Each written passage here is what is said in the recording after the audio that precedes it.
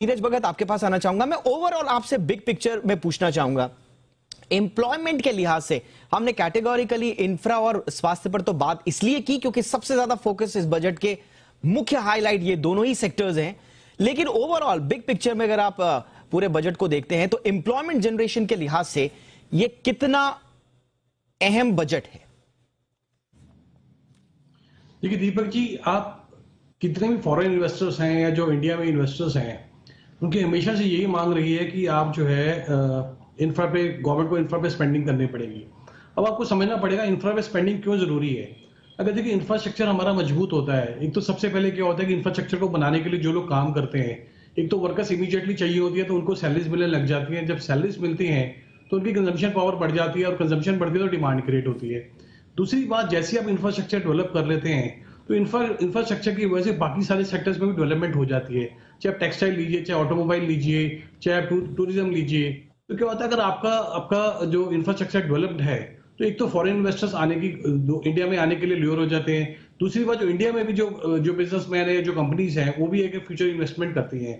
तो एक तो डायरेक्ट बेनिफिट है कि आपकी जो एम्प्लॉयमेंट में लोग आएंगे इंफ्रास्ट्रक्चर को डेवलप करने के लिए, एक तो उनको सैलरीज मिलती है, प्लस जो इंडायरेक्ट बेनिफिट्स है, जो बाकी सेक्टर्स है उनको बेनिफिट होता है।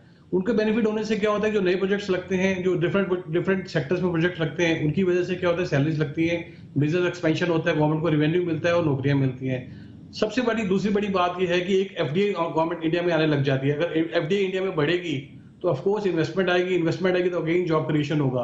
तो पहले गवर्नमेंट का फोकस होता था डायरेक्ट जॉब्स दीजिए गवर्नमेंट सेक्टर में या कोई और सेक्टर्स में। अब गवर्नमेंट ने क्या किया है कि डायरेक्टली जॉब्स देने की बजाय अगर इकोनॉमी में स्पेंड करिए, इकोनॉमी में स्पेंड करेंगे तो नए नए बिजनेसेस आएंगे और उससे क्या होगा, जॉब क्रिएशन होगी। तो मेरे हिसाब से ये एक बहुत अच्छा पॉजिटिव बजट है, क्योंकि इससे क्या होगा कि हर एक सेक्टर्स में बूम आएगा। और इसका आप इसका अंदाजा अभी से लगा सकते हैं कि 2 दिन से स्टॉक मार्केट एकदम बूम पे है।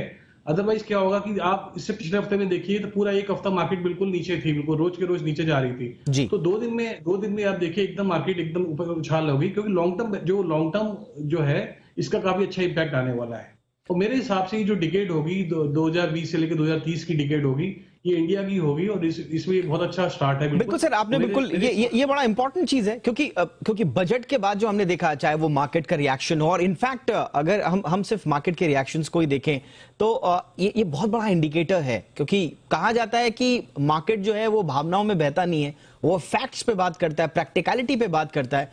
और अगर मार्केट खुश हुआ है तो ये कहा जाता है कि कहीं ना कहीं ये देश के लिए एक अच्छा संकेत है, ये बजट फुलफिल करता है उन आकांक्षाओं को। लेकिन एक सवाल फिर ये भी होता है, 2019 में मोदी सरकार की, मौजूदा सरकार की बड़ी आलोचना हुई थी। आपने उस समय कहा गया कि